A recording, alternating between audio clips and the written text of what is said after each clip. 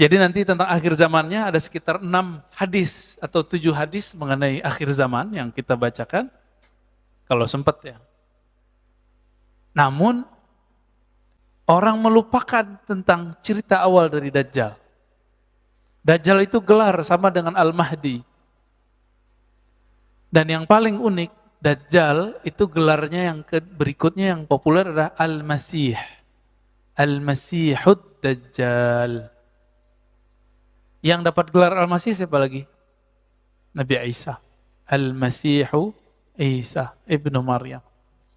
Apa arti Al-Masih dari bahasa Arab? Masaha. Masaha itu yang diurap, yang disentuh. Maka siapa yang disentuh oleh Al-Masih, dia mendapatkan sesuatu. Jika orang itu sakit, dia sembuh. Jika orang susah, dia langsung senang. Itu Al-Masih.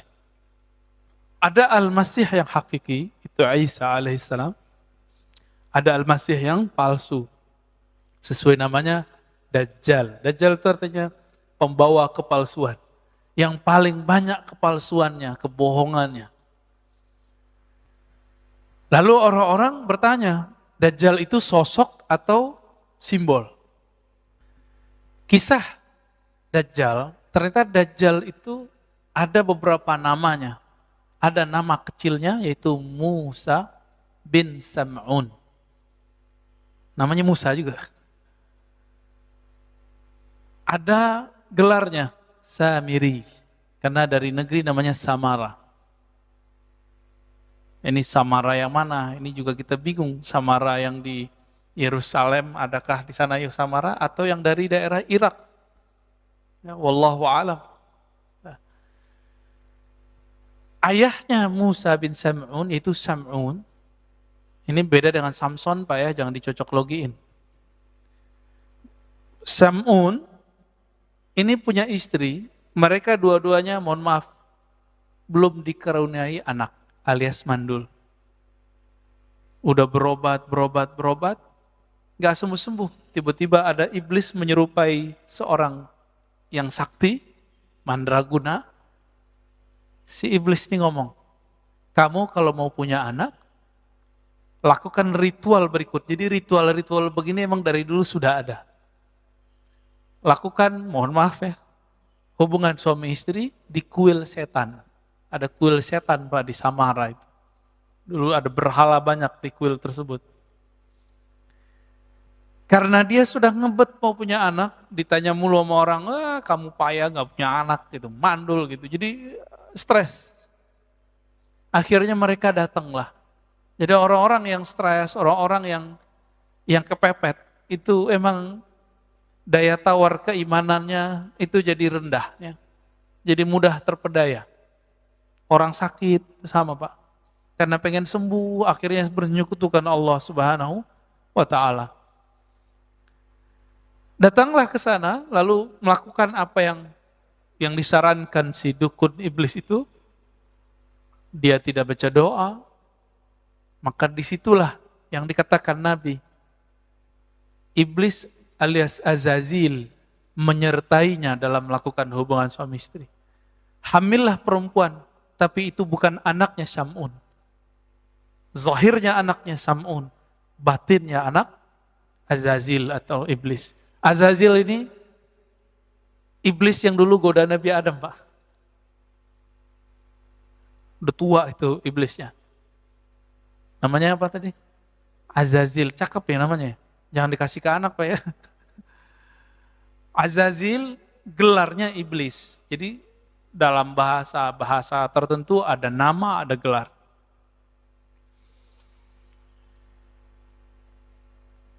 Lahirlah si anak, dikasih namalah Musa. Musa itu artinya anak air. Begitulah lebih kurang. Kalau orang-orang Ibrani, bahasa Ibrani menyebutnya Musa. Sya. Ya. Musa bin Syam'un. Anak air. Jadi mirip dengan Nabi Musa bin Imran. Nah, Nabi kita namanya Nabi Musa bin Imran. Beda ya. Sama-sama di air, dihanyutkan di air. Bedanya Musa bin Syam'un ini, negeri Samara itu mengalami bencana banjir. Banjir Pak, habis, satu penduduk habis, orang tuanya hanyut gak tahu kemana. Musa bin Sam'un waktu itu umurnya masih setahun atau 2 tahun, diutuslah oleh Allah Jibril alaihissalam untuk membawa anak ini ke satu pulau. Begitu riwayatnya. Dibawalah ke satu pulau. Nah, ini diabadikan dalam ayat Al-Quran. Ya. Dalam Al-Quran, surat Al-A'raf, surat Toha. Ya. Di ayat berapa ini ya? 96 kali ya. 96 apa 97. Qala basurtu bima lam yabsuru bih faqabattu qabdatan min atharir rasul fanabastuha wa kadzalika sawwalat li nafsi. Apa kata Samiri? Nanti kan gelarnya Samiri. Ketika ditanya oleh Nabi Musa, ada apa dengan Musa Samiri? Kok kamu bisa bikin berhala bisa ngomong? Kata dia apa? Basurtu bima lam yabsuru bih. Aku dapat melihat yang mereka tidak bisa lihat. Nah, siapa yang dilihat oleh si Musa bin Sam'un al-Samiri? Jibril. Jadi Jibril alaihissalam diutus oleh Allah untuk mengajar dia. Ini persis seperti dulu ketika terjadi bencana alam semesta, kiamat pertama di bumi. Hancurlah itu karena kelompok jin Banul Jan, itu mereka menghancurkan bumi, Pak. Melakukan kerusakan, membunuh. Dulu jin itu, jin Banul Jan namanya, itu kelompok yang lebih tua dari iblis sekarang ini. Itu mereka di bumi bertubuh fisik, Pak, ada jasadnya. Melakukan kerusakan di muka bumi, maka Allah kiamatkan bumi. Kiamatnya kiamat kecil. Maka larilah mereka ke pohon-pohon, ke gunung-gunung, begitu di hadis riwayat Imam Al-Hakim. Larilah ke laut, larilah ke sungai, larilah ke gunung-gunung, larilah kalau yang bisa bersayap, lari ke awan. Bumi hancur. Ya. Di saat itu terjadi banjir bandang juga di muka bumi. Allah utus juga Jibril untuk menyelamatkan anak jin namanya Azazil. Persis ceritanya. Ya, ini bukan dongeng loh Pak ya. Jangan untuk tuduh aneh dongeng, ini kajian hadis, kajian riwayat. Tapi ada yang Israiliyat, ada yang tidak. Karena ini sumber cuma ada di Israiliyat, kita ambil Israiliyatnya. Ada yang tidak Israiliyatnya, ya nanti yang hadis Abu Daud tadi. Maka Azazil ini yang mendidik siapa? Sama. Jibril juga diajarinlah zikir, berzikirlah dia. Berhasil naik langit 1, berhasil langit 2, itu ribuan tahun si Azazil berzikir. Sampai kemudian ke langit ke-7 dan diizinkan kemudian menjadi penjaga surga. Menjadilah dia selevel dengan malaikat. Si Azazil. Jadi mirip-mirip cerita Sunggokong ya. Beda Pak. Ya, cuma kalau ada mirip-mirip barangkali dulu emang ajaran-ajaran yang ada di China itu emang inspirasinya dari sini juga. Ya. Diizinkanlah Azazil memimpin ibadah ahli surga. Di belakangnya malaikat, dia di depan. Tinggi nggak tuh posisinya? Nah itu si Azazil. Yang dia kemudian punya anak-anak jasad namanya Musa. Atau alias Samiri, gelarnya Dajjal. Itu dia. Jadi orang itu ada nasab jasad, ada nasab batin. Ini nasab batinnya dia. Maka kalau menikah harus baca, ya, belajar tuh doanya, biar nanti nggak kerasukan. Kerasukan tuh nggak mesti kesurupan, ya. Kerasukan setan ketika kita bersyahwat tapi tidak dengan nama Allah Subhanahu wa Ta'ala. Pendek cerita, dibawalah Samiri, Musa bin Sam'un Samiri ke satu pulau, diajarkan dia. Itu Samiri, ini jarang riwayat menyebutkan. Dia itu susah jalan, Pak. Jadi perkembangannya itu lamban. Maka di hadis Abu Daud, ini disebutkan, ya, bahwa Samiri itu qasirun, ya. Inna Masihad Dajjal rajulun qasirun afhaj ja'dun a'war matmusul ain laisa bina ti'atin wala jahra. Si Musa bin Sam'un alias Samiri, Al-Masihud Dajjal, dia matanya belean. Jadi bukan seperti yang diimajinasikan orang satu mata gitu ya. Bukan. Itu ilustrasi aja. Ilustrasi seniman. Matanya dua, cuma satunya belean Pak, atau belean enggak Pak? Ya. Dia itu sampai berapa tahun gak bisa jalan. Tapi tetap diajarin oleh Jibril, diajarin zikir. Nah, matanya itu belean dua-duanya. Ketika umurnya 7 atau 10 tahun, itu matanya satu kebuka. Satu bagian kiri. Yang kanannya masih tertutup sampai saat ini. Gitu. Jadi ini tuh kayak ada yang nempel terus di sini tuh. Di mata dia.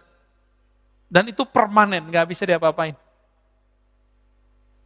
Nah, berkat zikir-zikir yang diajarkan oleh Jibril alaihissalam, maka saktilah itu si Musa bin Sam'un alias Samiri.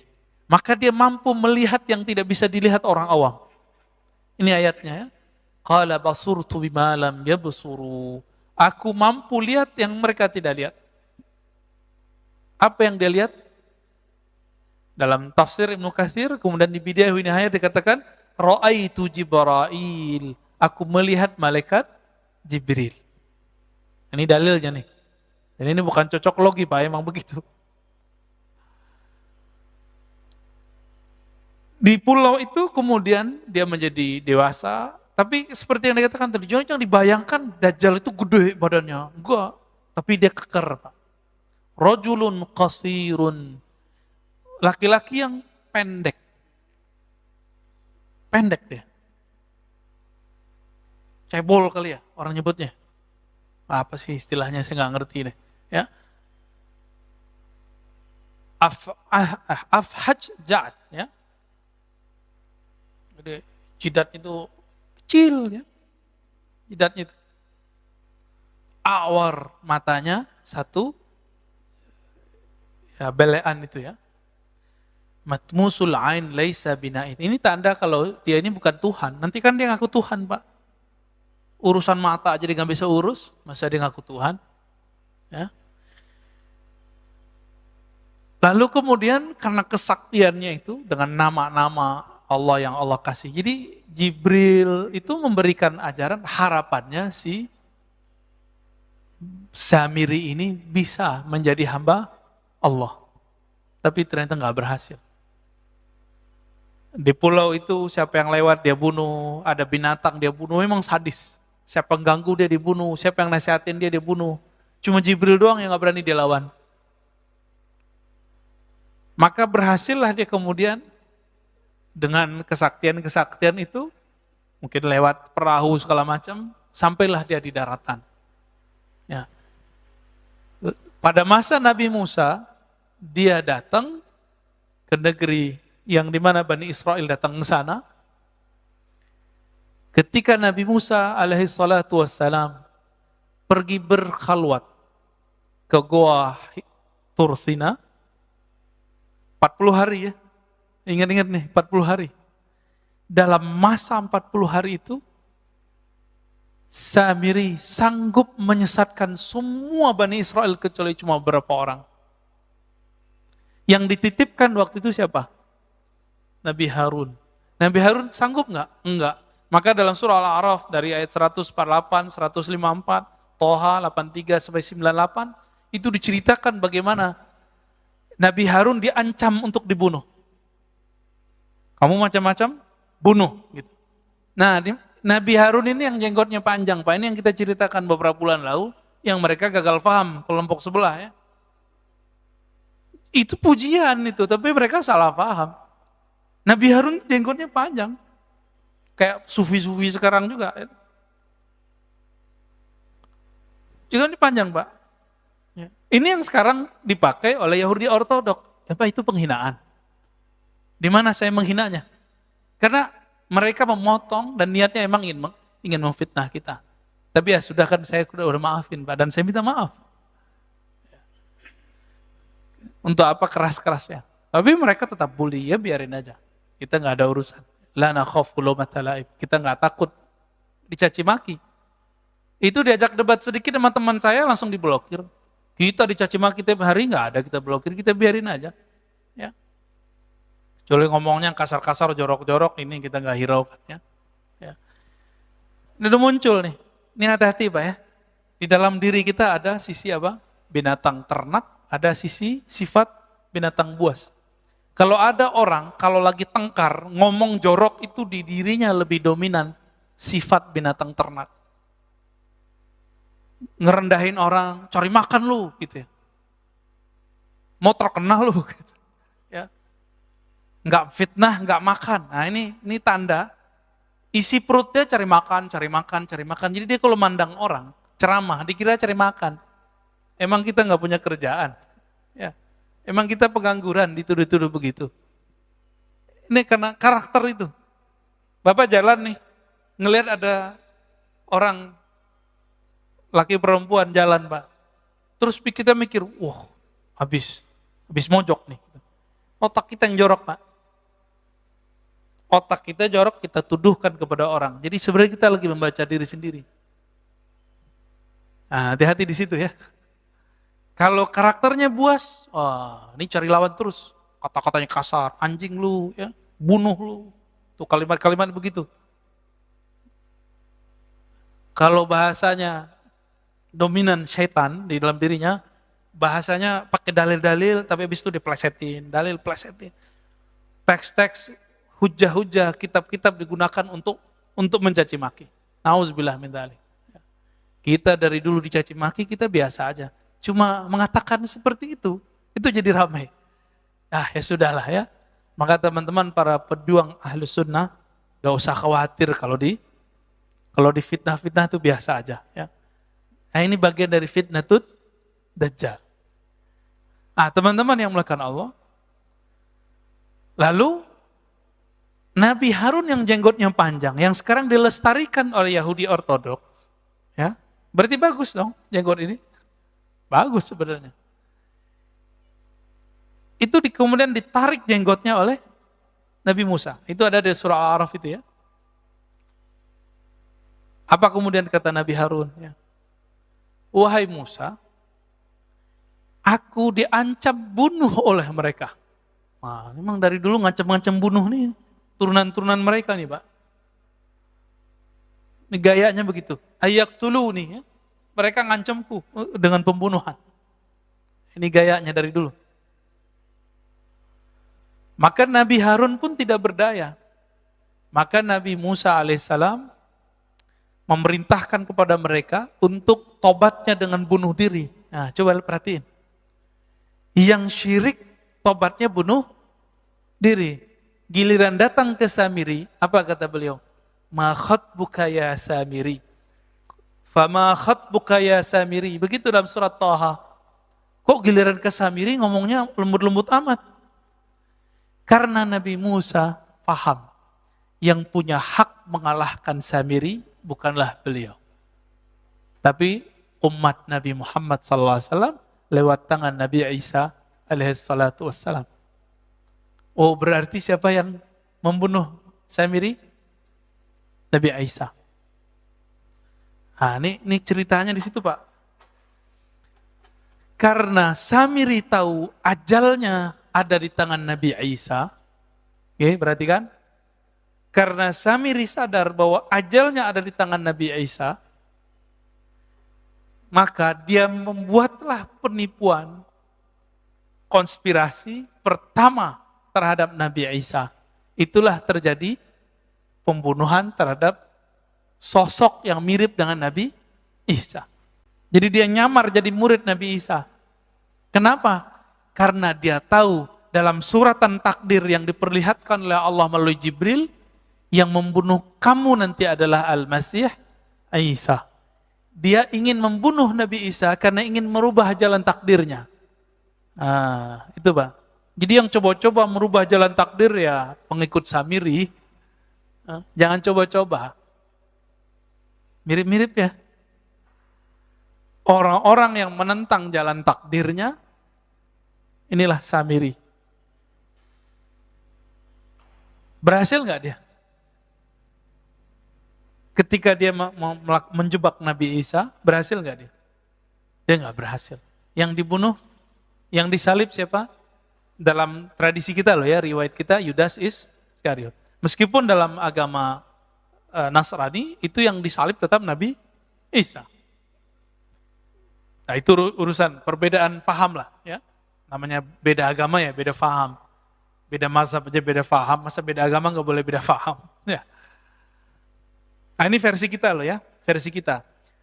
Bahwa Nabi Isa tidak disalib. Nah, ayatnya kan jelas ya.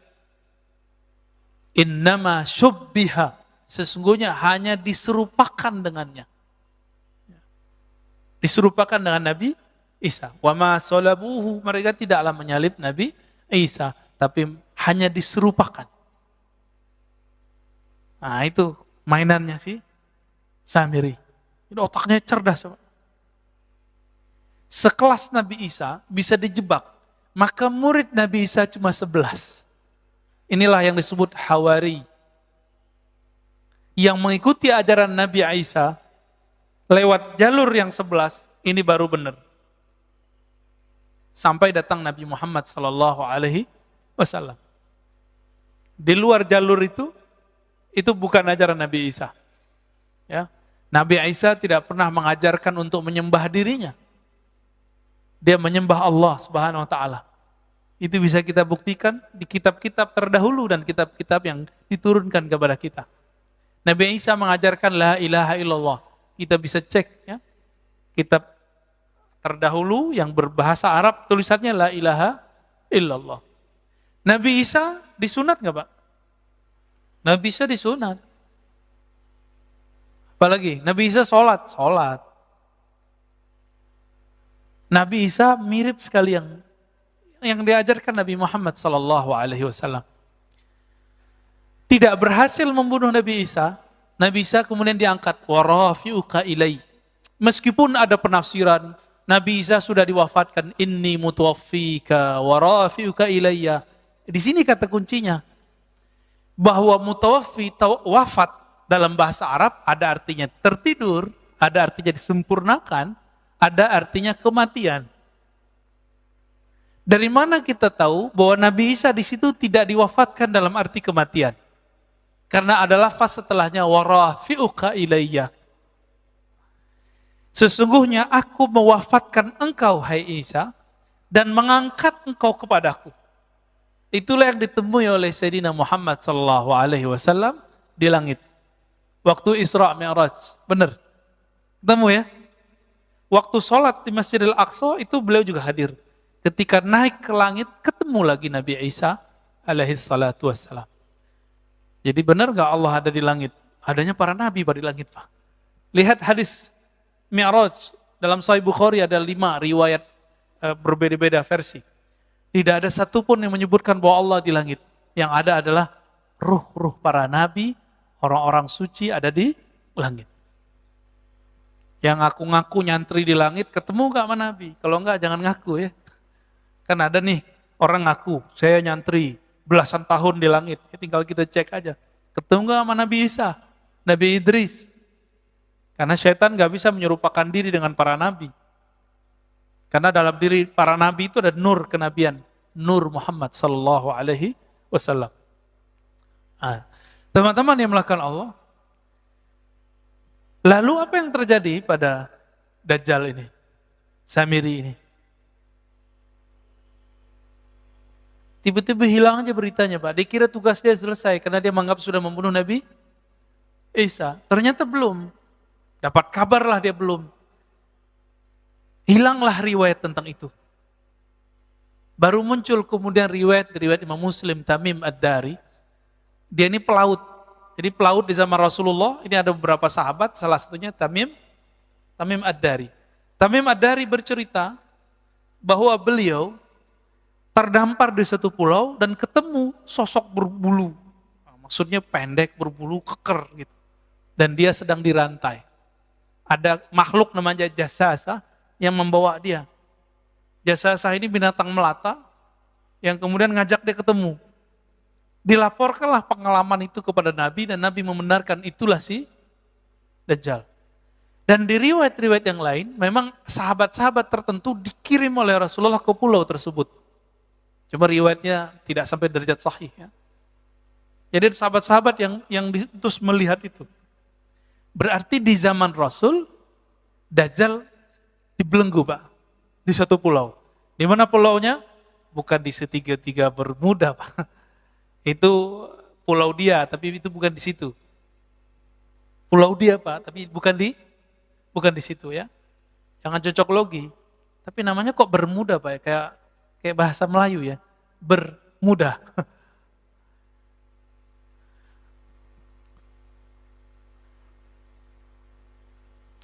Kita masuk ke hadis Abu Daud ya. Hadis Abu Daud judul babnya Khurujud Dajjal, keluarnya Dajjal. Ini Huzaifah Al-Yamani dan Abu Mas'ud Al-Badri, bukan Ibnu Mas'ud ya. Apa kata beliau? Ijtama'a Hudzaifah wa Mas'ud, faqala Hudzaifah. Hudzaifah berkata, "La ana bima ma'ad Dajjal a'lamu minhu." Saya lebih mengerti persoalan Dajjal daripada Abu Mas'ud. Nah, ini dalil boleh ngomong saya tahu dalam bab keilmuan untuk membagi keilmuan, bukan untuk gagah-gagahan. Tapi ini sambil candaan nih, Hudzaifah ini sambil candaan sama dia. Oh, aku lebih tahu dari dia gitu. Bukan bilang, saya lebih mengerti daripada kamu boleh ngomong gitu ya. Jangan ngambil lapak saya, enggak begitu Pak ya. Kan ada juga yang dai begitu ya, nggak mau diambil lapaknya. Emang lapak ini milik dia. Inna ma'ahu bahran min ma' wa nahran min nar. Sesungguhnya Dajjal itu mempunyai lautan air dan nahran min nar dan sungai api. Ini maksudnya apa ya? Nanti kita coba lihat. Falladhi tarawna annahum min nar ma'un. Yang kamu lihat itu adalah api, hakikatnya adalah air. Yang kamu lihat bahwa itu ma, itu adalah nar. Itu adalah, kamu lihat dia air, itu api. Kata Abu Mas'ud, hakadha sami'tu Rasulullah SAW. Saya juga mendengar begitu. Nah, ini penciriannya. Berarti Dajjal ini pembohong nggak? Airnya api, apinya air. Ini baru simbol. Ini baru simbol. Dalam hadis Imam Bukhari dan Muslim, kita dianjurkan berdoa. Dan ujung doa itu, wa'udzubika min fitnatil masihid dajjal. Aku berlindung kepadamu dari fitnah, kekacauan al-masih ad-dajjal. Ini jelas, ini lafaznya. Fitnah. Fitnah itu ada pra kemunculan, ada saat kemunculan. Masih ingat tadi saya menyebutkan 40 hari Nabi Musa, dia sanggup menyesatkan Bani Israel padahal ada Nabi Harun, ada Nabi Yusha. Tapi sanggup dia kemudian menyesatkannya. Karena kesaktian dia, itu tidak ada pada Nabi Harun. Nabi Harun bukan bertinggal sakti, tapi dia nggak diberi kelebihan itu. Nabi Musa pun tidak boleh mengeksekusi Samiri, Dajjal. Lalu, di akhir zaman, Nabi mengatakan, berlindunglah kamu dari fitnah Masih Dajjal. Karena itu lama Pak. Fitnah Masih Dajjal ini sudah dimulai dengan virus-virus ini. Ini analisa Al-Habib Al-Adni. Ya, kita bisa lihat kajian-kajian beliau, ulama Yaman, temannya Habib Umar, namanya Habib Abu Bakar Al-Adni. Ternyata ini disepakati oleh banyak ulama, begitu juga masyaikh-masyaikh saya, dan saya sepakat dengan itu. Bahwa virus corona ini awal daripada fitnatut Dajjal. Apa arti fitnah tadi? Kekacauan. Kacau nggak di negara? Kacau Pak. Ya, nggak ada negara yang aman dari corona nggak? Ada nggak? Nggak ada. Brunei terlagi Pak. Semuanya kena. Semoga aja nggak terlalu parah gitu. Semuanya kena. Nggak ada negeri kecuali kena semua. Puncaknya nanti ada musibah kelaparan nanti, ya. Ketika negara utang, bayar, beli vaksin udah jadi Tuhan sendiri. Kita dengan kaget mendengar beberapa kaum intelektual yang ngerti agama ngomong, virus ini bisa diselesaikan hanya dengan satu hal, vaksin. Walah, jadi musyrik dia tuh. Bung Karno ketika memerdekakan negeri ini, dia menyebut dengan rahmat Allah. Walaupun dia berjuang habis-habisan, masuk penjara, keluar penjara, diasingkan, dia nggak mengatakan hanya dengan cara berjuang, enggak. Dia memulai dengan atas nama Allah. Itulah simbol kewalian Bung Karno. Ini orang lupa nih. Kita lupa kan? Kita kira pendiri bangsa ini bukan seorang wali. Wali Pak, dia waliullah. Maka dia sayang dengan ulama-ulama. Cinta dengan ulama-ulama. Loh kok sekarang ada yang ngaji sejarah mengejek Soekarno? Ngisi di sini kalau nggak salah ya. Oh, gawat ini Pak. Itu bisa berbahaya itu. Perkaranya bisa panjang nanti itu. Ngisi di sini loh Pak. Lalu berani kemudian memfitnah Bung Karno. Nah, kembali ke yang tadi. Ya. Samiri sebelum keluar akan terjadi fitnatud dajjal, fitnah Masihid Dajjal, dan itu lamanya bukan main. Puncaknya nanti adalah kelaparan yang berkepanjangan. Ini kita simbolnya, kita lihat berapa tahun Nabi pernah mengalami kelaparan. Masih ingat nggak riwayatnya? 2 atau 3 tahun? 3 tahun. Dan ini akan berulang kembali. Akan ada masa, Bapak hitung aja yang ahli ekonomi, yang bisa menghitung-hitung devisa negara, kira-kira bangkrutnya negara kita tahun berapa nih? Kalau vaksin nggak bekerja, virus terus merajalela, mutasi, kira-kira tahun berapa? Hitung aja Pak. 2027, 28, 29, 30. Bisa jadi lebih cepat. Waduh, Pak Mirwan nakut-nakutin kita nih. Kata Pak Mirwan 2024 Pak. Belum Pak, 2024 masih ada duit. Masih ada devisa. Ya. 2024 kalau hitung-hitungan mereka masih ada. Ini setiap, dari tahun kemarin sama sekarang, negara udah ngabisin duit untuk persoalan COVID ini udah banyak sekali. Dan itu bukan negara kita loh Pak ya. Saya dapat kabar dari sahabat saya, ya jamaah kita juga di Ekuador, kedubesnya Pak. Ya Pak Agung dan istrinya, itu ngabarin, di sana negaranya nggak sanggup Pak beli vaksin. Kalau di Indonesia kan kedubes-kedubes negara lain aja divaksin ya. Dan itu gratis. Tapi dasar orang Indonesia nggak suka bersyukur, ngeluh tiap hari. Ngata-ngatain tiap hari. Nggak ada rasa syukurnya. Dikasih vaksin gratis juga. Ya. Nggak dikasih vaksin, rame. Dibilang membunuh rakyat. Dikasih vaksin, rame. Lockdown, rame. Nggak lockdown, rame. Bingung kan negara kita Pak. Ya kayak masjid inilah. Ini pengurus kan pusing nih.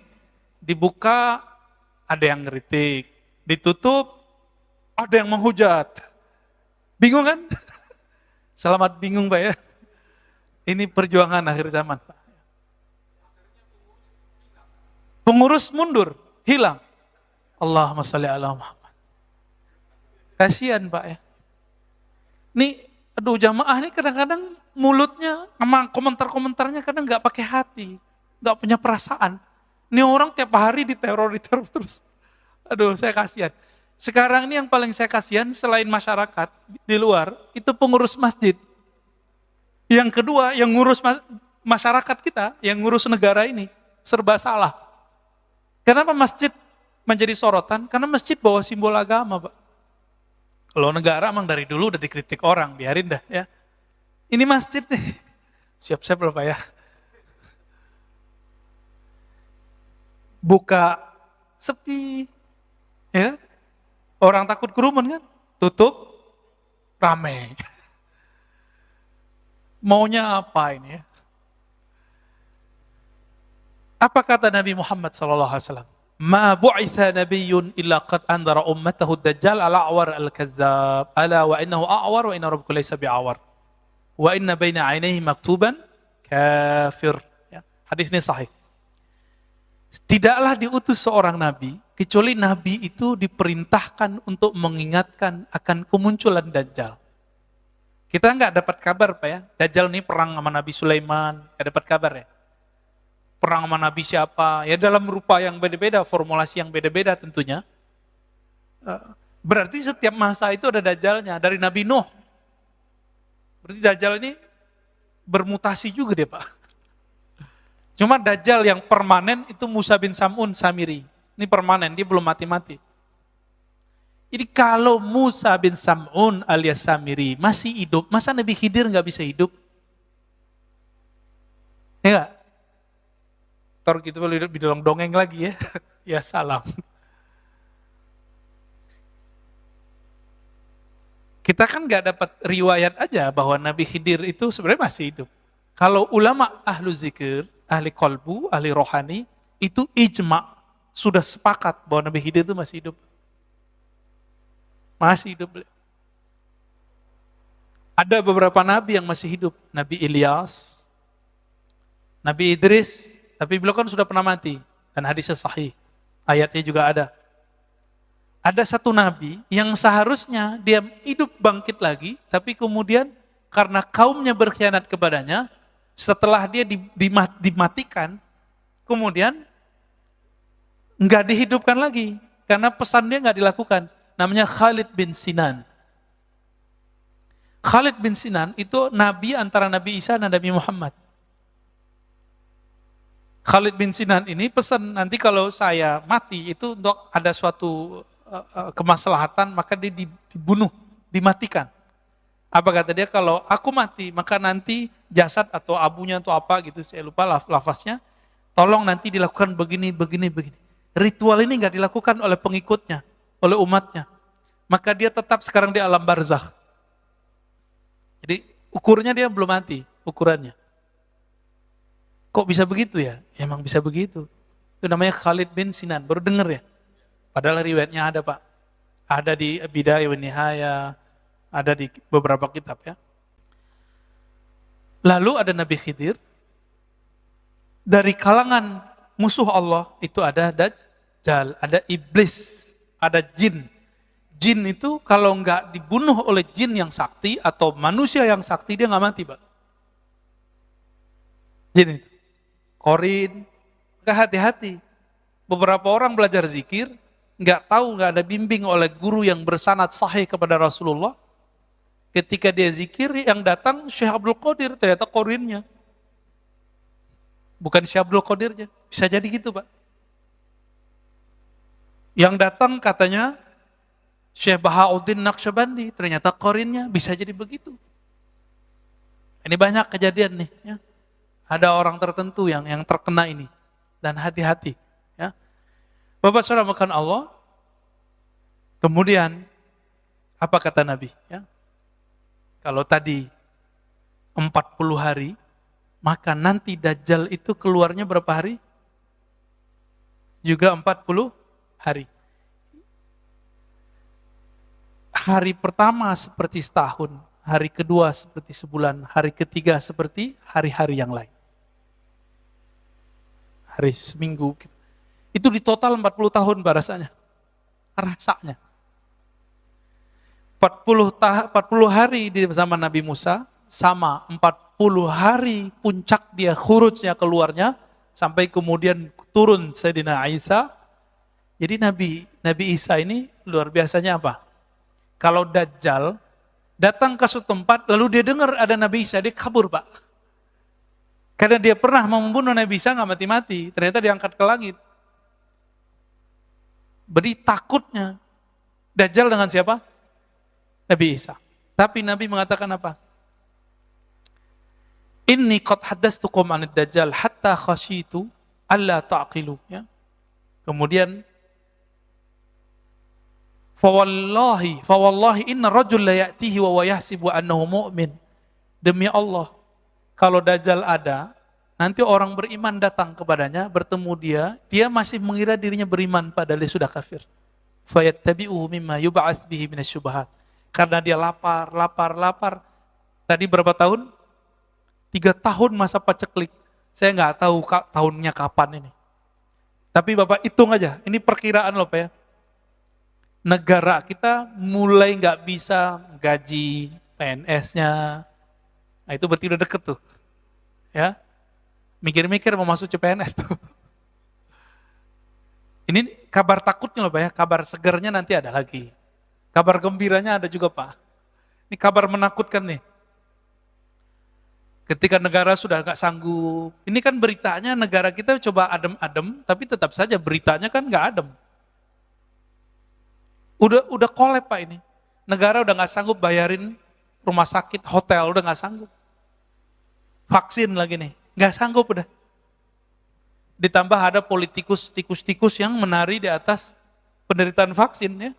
Kita sebut aja mereka tikus ya, nggak usah politikus. Ini agak berbahaya ini. Di mana nanti negara-negara di dunia sudah lost semuanya karena hutang. Nah, inilah kezoliman yang luar biasa yang disebut dalam hadis Jawrah. Kezoliman yang luar biasa. Nanti batas-batas teritorial negara itu cuma nama aja. Udah nggak ada lagi. Presiden, raja, gubernur nggak dianggap lagi ntar. Itulah awal paceklik puncak di alam semesta. Seperti terjadi di masa Rasulullah 3 tahun, nanti 3 tahun. Setelah itu baru muncul 40 hari Dajjal keluar. Tapi nggak usah khawatir. Kalau ada Dajjal berarti ada Al-Mahdi. Kalau ada Al-Mahdi berarti ada Nabi Isa.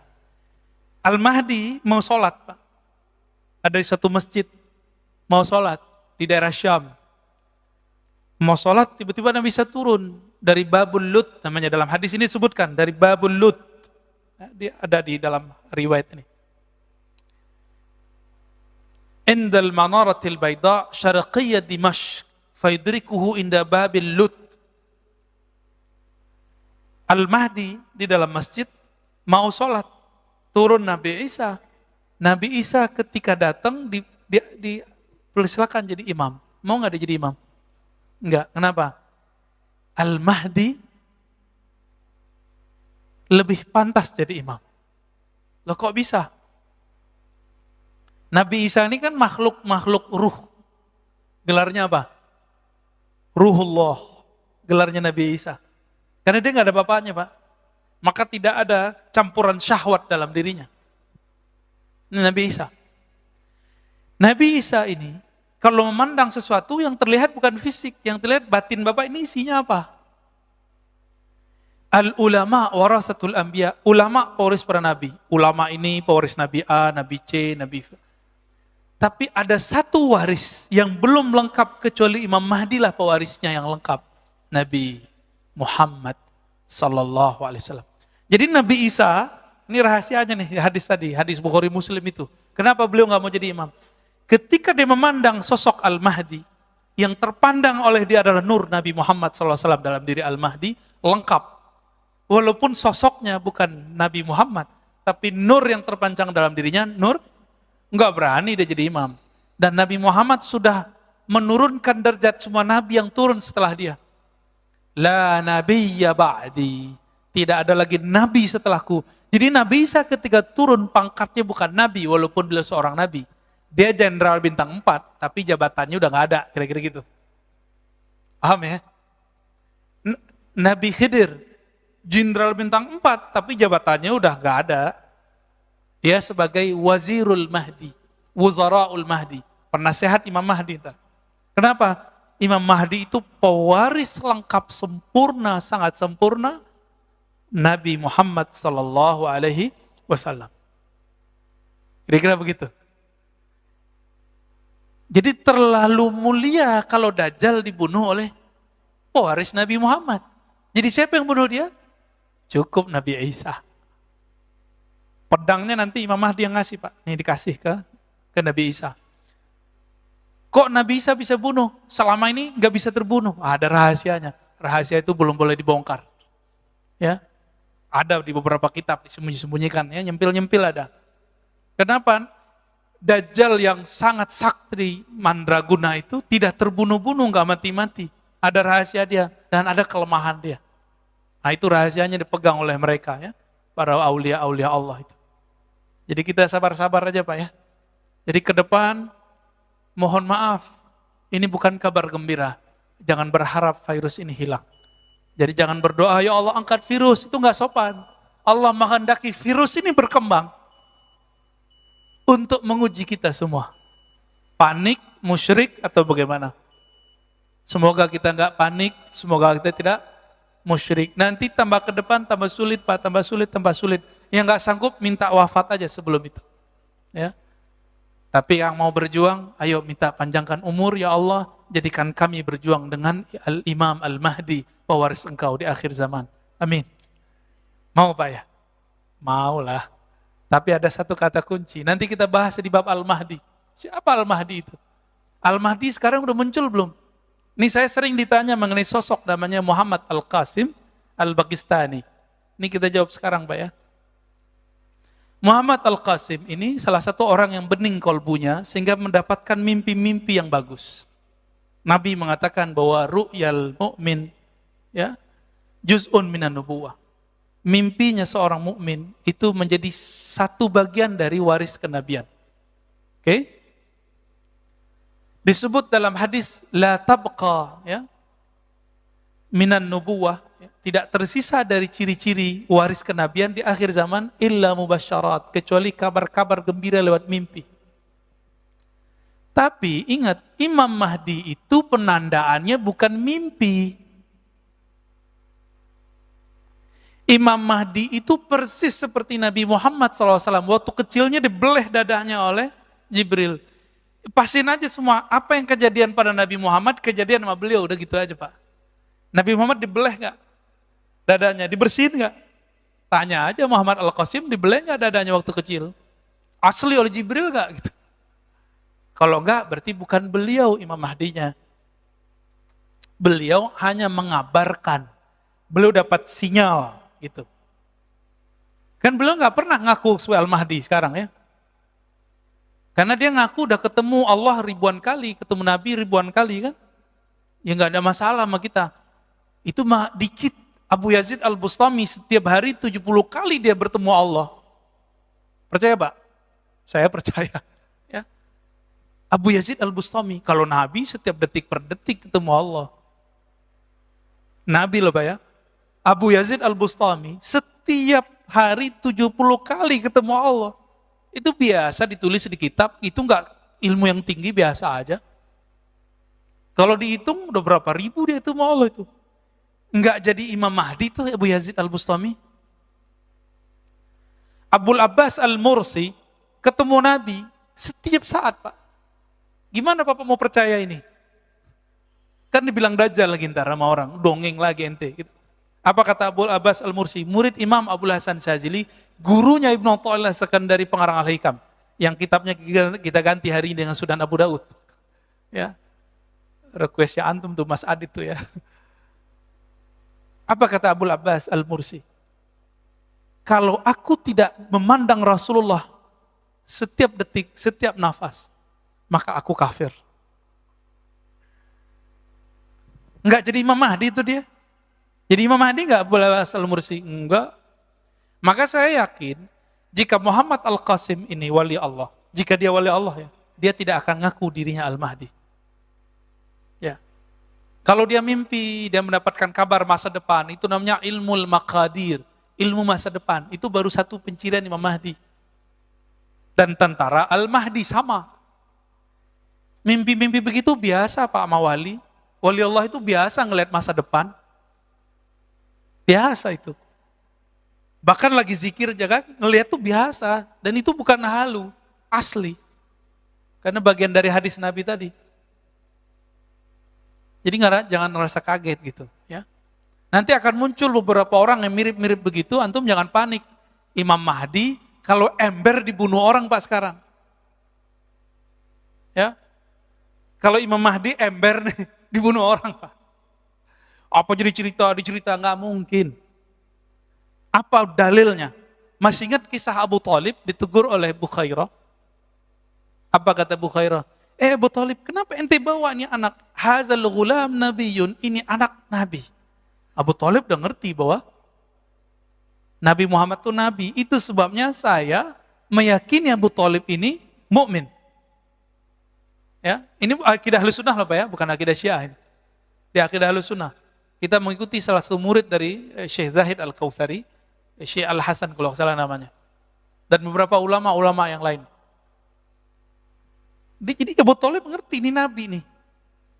Oke? Karena dia mengerti ini nabi, apa kata Bukhairah? Jangan bawa ini orang. Kalau ketahuan ada tanda nubuat di dalam dirinya, yaktuluhul Yahud, akan dibunuh oleh Yahudi yang sekarang kita sebut Zionis. Dibunuh pasti Pak. Ya mungkin sekarang nggak tahu nama intelijennya apa gitu ya. Mossad ke apa saya nggak ngerti deh ya. Pasti dibunuh Pak. Nggak mungkin dibiarin. Jadi kalau ada sekarang Imam Mahdi, ngaku Mahdi, pastikan dia bukan Imam Mahdi. Di-upload lagi di YouTube ya kan? Kacau itu. Ada di Parung satu Pak ya. Kopiahnya hitam lagi kayak saya, kan lucu Pak. Ntar kita aja jadi Mahdinya ya. Bapak saudara makan Allah.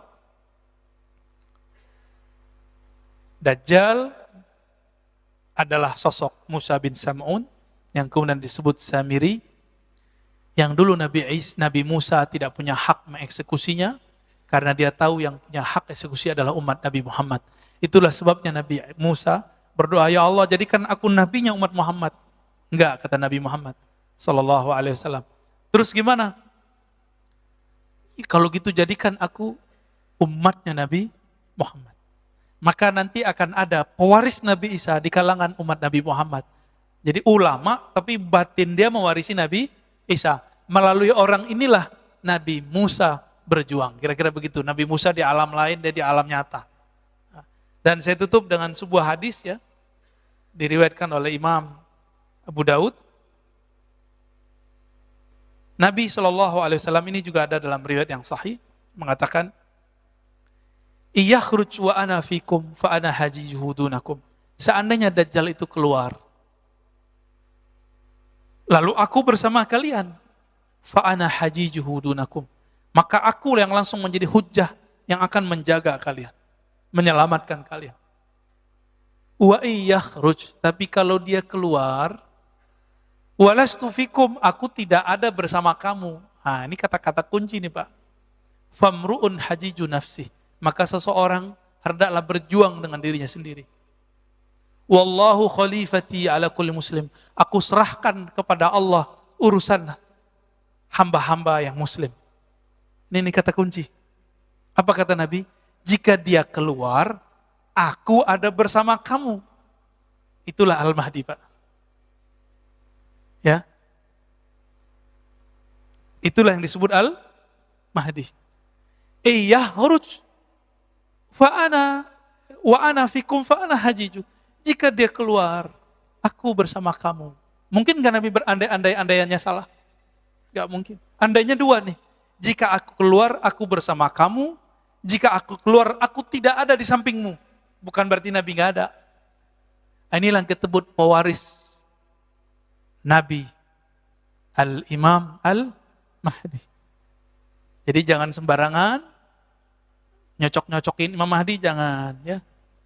Imam Mahdi sekarang di Madinah, itu nanti bro ya. Imam Mahdi nanti di Madinah, di Mekah itu nanti. Nah nanti kita di next pertemuan kita bahas man huwal Mahdi, siapa Imam Mahdi, siapa namanya, apa namanya. Jadi ternyata yang benar itu apa namanya, bukan siapa namanya. Itu dua hal yang berbeda loh. Beda loh Pak ya, siapa dengan apa. Insya Allah ingetin saya nanti Mas Adit, kita akan bahas ke sana. Ya. Nanti kita tetap merujuk ke Sunan Abi Daud, dan saya pernah membuat daurah itu di Riau, full berbahasa Arab, dan tidak diposting ya. Tidak diposting oleh teman-teman di sana. Baik, lebih kurang itu Pak. Saya rasa cukup. Ada diskusi? Waduh, Pak Dokter nih. Maaf Pak Dokter ya. Jangan clash Pak ya.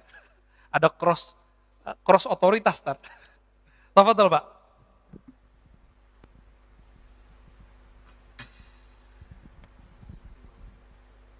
Bismillahirrahmanirrahim. Ini super menarik Pak Ustadz, terima kasih atas kupasannya. Semoga kita tunggu seri selanjutnya. Ya. Pertanyaan saya, pertama bahwa kisah ini atau proses runtutan yang akan terjadi berdasarkan tinjauan sunnah ya. Ini semoga kita terhindar dari fitnah Dajjal. Pertanyaannya adalah, apa yang kita harus lakukan ya?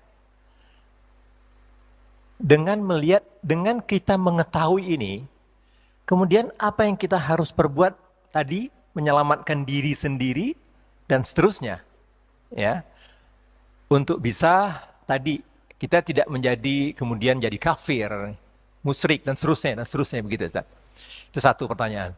Yang kedua tadi saya lihat ada hal yang saya kurang nyambung ya, terkait dengan Samiri tadi tidak berhasil membunuh Nabi Isa. Kemudian dia takut kalau Nabi Isa turun. Artinya dia tahu bahwa dia tidak membunuhnya. Jadi artinya tadi dikatakan bahwa dia mengatakan bahwa dia sudah membunuhnya, padahal diserupakan. Okay. Nah, saat Isa mau turun, dia lari, dia takut. Artinya apa? Artinya dia mengetahui kemudian itu seperti apa. Terus kemudian bahwa Isa itu tadi bukan jasad, jadi ruh, ya, jadi fisik. Beliau punya jasad. Jasad, tetapi sebenarnya tadi sisinya adalah sisi ruh. Pertanyaan saya, apakah ini tidak menselisih bahwa ayat yang mengatakan bahwa penciptaan Adam dan Isa itu sama? Ya, baik. Mohon penjelasannya Pak Ustadz. Bagus. Terima kasih. Itu aja dulu Pak Ustadz. Pertanyaannya Pak. Alhamdulillah. Yang pertama, kalau udah begini ceritanya kita mau ngapain gitu ya? Nabi pernah berkalam, tapi jangan dipahami secara harfiah ya. Man hafizah ya, asyara ayat min suratil kahfi usima min fitnatid dajjal. Ini satu versi, tapi di versi kedua awakhir. Siapa yang hafal permulaan 10 ayat dari surat Al-Kahf, di riwayat Imam Abu Daud, tapi jalur Hisham. Karena lewat jalur Hisham Dustuwai ini gelarnya Amirul Mukminin fil hadis. Maka saya mentarjih, menguatkan, maka versi Hisham yang lebih sahih. Apa itu? Awakhir. Akhir surat Al-Kahf. Khawatim, ya, khawatim surat Al-Kahf. Penutup surat Al-Kahf. Jadi 10 ayat terakhir. Ternyata intinya coba Bapak lihat. Inti dari surat Al-Kahf itu ayat terakhirnya, Pak. Siapa yang menginginkan pertemuan dengan Allah, ya, maka janganlah menyekutukannya sama sekali. Fitnah Dajjal itu, lapar itu biasa Pak. Orang dibunuh itu biasa. Yang paling bahaya adalah musyrik. Kemusyrikan apa? Karena masalah lapar tadi. Lalu Dajjal kan datang. Ketika Dajjal nggak senang dengan suatu penduduk, suatu negeri, maka dia tahan tidak turun tuh hujan. Itu kan sakti kan Dajjal. Nggak tahu pakai alat canggih dia atau pakai asma kita nggak tahu. Ketika orang udah kelaparan, tidak ada tumbuhan yang tumbuh 3 tahun Pak lamanya. Maka ketika dia muncul 40 hari pertama itu, disitulah kemudian orang banyak menyembahnya. Karena dia tebar itu benih padi langsung tumbuh. Maka mulai sekarang rajin puasa Pak. Dari sekarang kurangi makan. Kurangi hajat untuk makan. Ini nggak makan dikit, istri telat dikit masak, marah sama istri ya. Gimana mau ketemu Dajjal ntar? Ya. Bisa-bisa antum bunuh istri ntar kan masalah itu. Bisa nyate anak ntar tuh. Bingung nggak ada lagi daging, nyate anaknya masih bayi kan. Nauzubillah min dzalik. Auzubillah min dzalik. Orang lupa kalau dia punya sisi rohani yang nggak pernah makan dan minum. Ruh kita nggak perlu makan dan minum, Mbak. Tapi tubuh fisik ini perlu makan dan minum. Dan itu cuma bisa dengan cara berserah diri secara total kepada Allah. Itulah ujung dari surat Al-Kahf. Khawatim. Maka saya meyakini itu. Jadi Bapak biar nggak ragu, ada namanya teknik jamak. Teknik jamak itu kalau ketika hadisnya 2, amalannya jadi 2-nya. Baca 10 sama baca 10 awal, 10 akhir. Lebih cakep lagi baca dari awal sampai, karena Ashabul Kahf, cerita di surat Al-Kahf itu cerita akhir zaman, semua berulang. Ya'juj Ma'juj, Nabi Khidir berulang semua Pak di situ. Ya, silakan dibaca, direnungi setiap hari Jumat. Ya. Kalau dia mengerti ayat ini, merasuk ke dalam dirinya makna itu, insya Allah itu jadi benteng dia nanti. Tapi Nabi kasih tahu, jika kamu mendengar Dajjal keluar, menghindar. Falya'ni anhu, menghindar darinya. Jangan merasa sok-sok hebat. Yang selamat nanti cuma anak kecil, Pak. Anak kecil yang sekarang ada di Al-Quds. Yang nanti ketika dia disembelih oleh Dajjal, hidup lagi, nggak mati-mati. Apa kata dia? Saya tambah yakin bahwa kamulah yang disebut oleh Nabi kami Muhammad SAW. Engkaulah Dajjal. Kabur Pak Dajjalnya. Lalu apa hubungannya dengan Nabi Isa? Dia mengira Nabi Isa sudah dibunuh. Tapi ketika Nabi Muhammad SAW diutus, disebutkan, Inni rafi'uka, aku mengangkat engkau. Baru Dajjal ngeh, oh belum mati ya. Itu dia. Jadi dibuka lagi suratan takdirnya. Terus yang terakhir tadi apa Pak? Lupa ya nanya ya. Saya lupa yang terakhir tuh. Ini kalau pertanyaannya 3 begini Pak, lupa kita. Ada yang mengingatkan? Oh, penciptaan. Penciptaan Adam dan Nabi Isa itu sama, maksudnya dari tiada menjadi ada. Tapi beda. Kita ada ayah dan ibu. Beda nggak sama Nabi Adam? Nabi Adam ada ayah nggak? Ada ibu nggak? Nggak ada.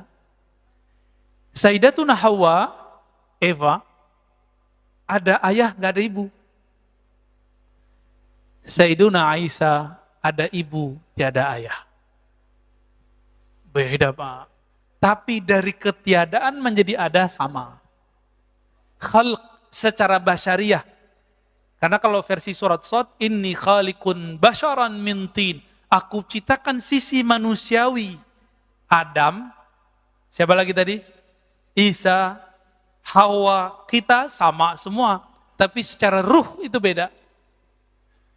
Itu beda ya. Maka Nabi Isa, karena beliau makhluk rohani murni, beliau tidak menyebut Nabi Muhammad, beda dengan Nabi Adam. Beliau menyebut inni mubasyiran bi rasuli ya'ti min ba'dismuhu Ahmad. Karena Ahmad itu adalah Nabi azali istilahnya. Jadi ketika Nabi mengatakan aku sudah jadi Nabi, Adam belum ada, itulah dia. Ahmad namanya. Nabi Isa karena dia ruhullah, dia memandang itulah Ahmad. Itu yang akan keluar namanya nanti Muhammad.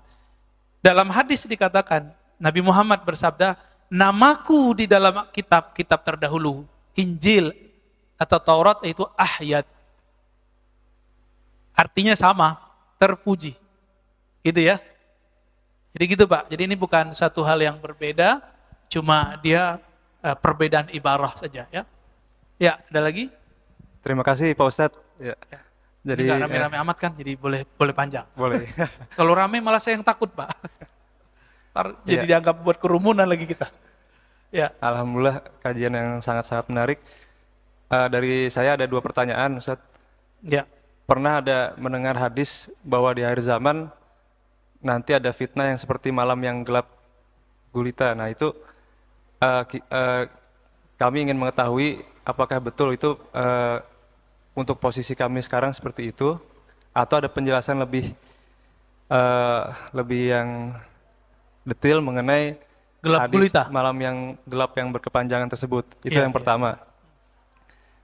Yang kedua, dari penjelasan Ustadz tadi bahwa Samiri berhasil menyesatkan umat Nabi Musa yang sudah istilahnya diajari dan dikader bertahun-tahun lamanya. Dengan mudahnya hanya ditinggal 40 hari mereka semua menjadi sesat. Karena tadi Samiri mempunyai kemampuan yang tidak dimiliki oleh yang lain. Dia bisa mempunyai kemampuan melihat alam gaib dan juga mempunyai ilmu yang canggih istilahnya. Nah, apakah betul nih kalau kita samakan, maksudnya ada penjelasan lebih ilmiahnya? Kita lihat zaman sekarang bahwa dari umat Nabi Muhammad sendiri mulai tidak meyakini sunnah-sunnahnya. Yang pertama, kita juga disuruh pakai masker, tidak bisa tersenyum. Maksudnya senyum itu kan sunnah Nabi. Lalu yang kedua juga kita sholat berjarak. Jadi seperti ada pengetahuan yang dia mengetahui bahwa cara untuk memisahkan umat muslim daripada sunnah-sunnahnya itu kok seperti mirip dengan cara-caranya dia menyesatkan umat Bani Israel zaman dahulu. Nah, bahkan Masjidil Haram sendiri yang Nabi Muhammad SAW pernah kita dengar dari guru kita, Habib, bahwasanya Nabi Muhammad SAW tidak pernah melarang orang bertawaf di Masjidil Haram, baik siang ataupun malam. Sekarang terjadi, dilarang dan dibatasi. Nah, apakah betul ini suatu kebetulan atau emang ada penjelasan ilmiahnya bahwa ya memang ini hanya Samir yang mengetahui teknik-teknik atau ilmu pengetahuan yang canggih yang bisa memisahkan umat dari ajaran nabinya sendiri gitu. Baik, baik. Terima kasih. Assalamualaikum warahmatullahi wabarakatuh. Assalamualaikum. Ini antara ilmiah dengan cocokologi gak mirip-mirip, Pak. Jadi kita harus hati-hati bener. Gak boleh tergelincir di sini. Yang pertama tadi tentang lupa lagi. Hadis Oh akhir ya, zaman malam. malam yang gelap berkepanjangan. Itu pertanda bahwa secara harfiah saja dulu, nggak usah secara maknawi, akan ada masa tidak ada energi sehingga kita punya cahaya gini Pak, nggak ada. Gelapnya. Bapak masih ingat gak zaman-zaman dulu Pak, masih muda, masih kecil. Itu rasanya kalau malam tuh lama nggak? Lama sekali. Saya walaupun di kampung saya itu orang udah punya listrik, tapi saya kan di pojok, Tanjung namanya, kita nyebut Tanjung. 500 meter kuburan Pak, jadi rumah kita satu doang di situ. Yang lain udah dapat, tapi tiang listrik gak bisa masuk ke tempat kita. Ketika orang-orang udah punya listrik, saya gak ada. Itu setiap kali malam, saya kalau baca buku tuh ya sedihnya kalau bukan main. Pakai lampu teplok itu, damar ya, taruh. Mata sakit itu Pak. Tapi saya terus baca. Saya kalau ingat tuh bisa nangis. Ingat ibu saya, ingat ayah saya itu saya bisa nangis kalau ingat itu. Dan rasanya lamanya bukan main. Nanti ditambah dengan kondisi seperti itu, ditambah kondisi psikologis. Ini kapan berakhir? Jadi 40 hari, 40 malam itu nanti. Nggak ada lagi tuh cahaya. Bahkan 3 tahun yang paceklik itu udah mulai Pak, udah mulai susah makanan, susah energi, orang mulai perang di mana-mana, perang bunuh-membunuh. Ya, sebelum itu terjadi, nanti banyak ulama-ulama jadi khawarij. Berarti dia bukan ulama beneran toh. Kafir mengkafirkan, bunuh membunuh, caci mencaci. Jadi sekarang caci mencaci ini awal Pak. Ini awal munculnya tentara-tentara Dajjal. Karena nanti targetnya satu, membunuh sesama muslim. Jadi jangan heran nanti, tentara Dajjal itu pakai kopiah, pakai serban, pakai baju koko, pakai baju islami. Tapi dia ngorok para habaib. Karena mereka nggak percaya ada habaib. Ngorok ulama-ulama waliullah. Jadi jangan heran nanti Pak. Sekarang kalau ada kelompok gak percaya ada habaib, hati-hati. Hati-hati itu. Itu udah awal-awal itu muncul. Padahal Nabi menjamin bahwa keturunannya pasti selamat, pasti ada. Pasti langgeng. Dan itu sebenarnya ilham-ilham setan yang dikirim oleh Dajjal. Dajjal ini kan tahu bahwa Al-Mahdi itu keturunan Nabi Muhammad, maka sikat aja semua keturunan Nabi Muhammad. Jadi Pak ya, kita mengakui zuriat Nabi ini beragam, arah politiknya macam-macam, ya kita hormati semua, gak usah ikutin arah politiknya, cintai aja mereka. Pasti ada yang pro Habib Fulan, ada pro Habib Fulan, ya kan? Ya nggak apa-apa. Yang penting kita hormat mas semua Habib. Siapa tahu dari kelompok dia, dari keturunan dia, ya kan? Wallahu a'lam. Jadi itu terjadi ketika musim semua nanti menua. Jadi cerita bahwa kan Ustaz akhir zaman udah banyak cerita ini. Ini ada benarnya, cuma yang nggak benar ini cocok logi tentang Imam Mahdi yang dari WA Yaman itu nggak benar itu ya. Kemudian Dukhon 2 tahun ini kan mereka mewaswaskan umat ini, itu yang nggak benar. Mereka cabut saja sedikit cocok logi itu, udah lurus tuh mereka itu udah nggak ada masalah sebenarnya. Cuma karena suka cocok logi, mungkin lagi mencari bentuk nih formulasi gimana sih? Ya kalau nggak kenal ciri-ciri Imam Al-Mahdi yang batin, cuma kenalnya yang zahir, jidatnya begini, hidungnya begini, antum bingung. Habaib dari dulu yang jidatnya lebar banyak, yang hidungnya mancung banyak. Jadi kalau pencirian Imam Mahdi zahir, lewat antum.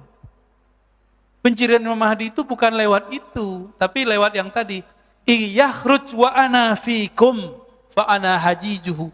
Jika dia keluar, aku bersama kamu. Ini aku bersama kamu ini yang penting.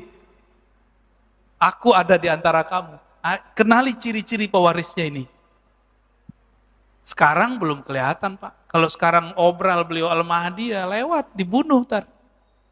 Ya, yang aku Mahdi jadi tangkap-tangkapin sekarang enggak. Minimal disidang sama MUI, sama Jawa, macam-macam lah.